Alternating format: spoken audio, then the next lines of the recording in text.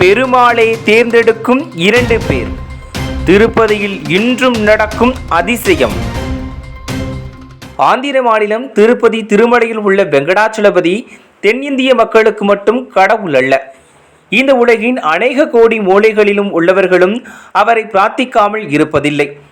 காரணம், ஸ்ரீ வெங்கடாச்சலபதி என்றாலே செல்வத்தை அள்ளி தருபவர் என்ற நம்பிக்கை இங்கு வரும் பக்தர்களுக்கு உண்டு. அவர் மீது பக்தியை தாண்டி அவரை தரிசனம் செய்துவிட்டு வந்தால் அவர் மீது தீராத காதல் வந்துவிடும்.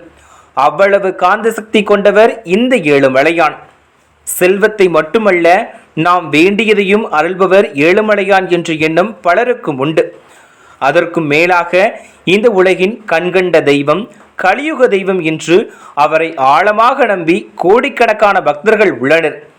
வாழ்நாளில் ஒரு முறையேனும் திருப்பதிக்கு சென்று அந்த கடவுளை தரிசிக்காதவர்கள் தம் வாழ்நாளில் பெரும் புண்ணியத்தை இழந்துவிட்டவர்கள் என்று நம்புபவர்கள்தான் எத்தனை பேர். ஆனால் அவருடைய ஜீவசரித்திரம் வாய்மொழி கதையாகவே வம்சாவளியாக வந்துள்ளது.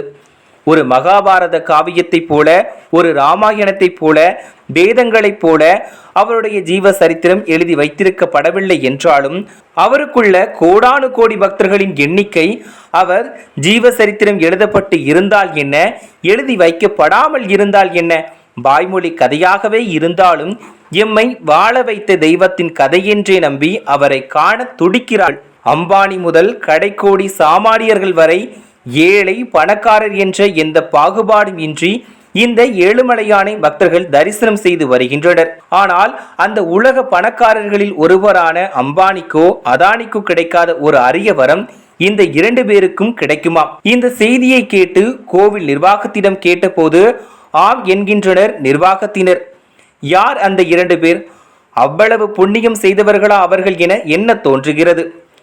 கதைக்குள் வருகிறேன். பொதுவாக பல மணி நேரம் கால் கடக்க வரிசையில் வந்தோ, பெரிய தொகை கொடுத்து வந்தோ அந்த ஏழுமலையானை தரிசனம் செய்யும் போது ஒரு நிமிடம் கூட இருக்காது. அங்கிருக்கும் பாதுகாவலர்கள் ஜருகண்டி ஜருகண்டி முந்துக்கு போய் என கையை பிடித்து சகட்டு மேனி தள்ளி விடுவார்கள். ஆனால் அந்த 2 பேருக்கு யாரும் அவர்களை தொடமாட்டார்கள். பெருமாளை கண்குளிர பார்க்கலாம். அதுவும் அவர் அருகில் சென்று நின்று கண்குளிர மனமாற வேண்டிக் கொண்டு வரலாம்.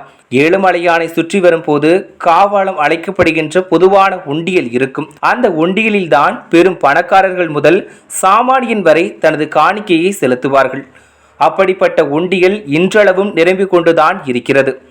திருப்பதி தேவஸ்தானம் அவ்வப்போது உண்டியல் காணிக்கை குறித்தான கணக்குகளை ஊடகங்களில் வெளியிட்டு வரும். இது ஒருபுறம் இருக்க, உண்டியலில் போடப்படும் பணம், நாணயங்கள், தங்கம், வெள்ளி என எதுவாகினும் போடும் போது ஒரு கட்டத்தில் நிரம்பும். அப்படி அந்த உண்டியல் நிறைவானதும் அடுத்ததாக வைக்கப்படும் உண்டியலில் போடுவதற்காக அங்கு காத்திருக்கும் பக்தர்களில் 2 பேரை கோவில் தேவஸ்தானம் தடுத்து விடுவார்கள்.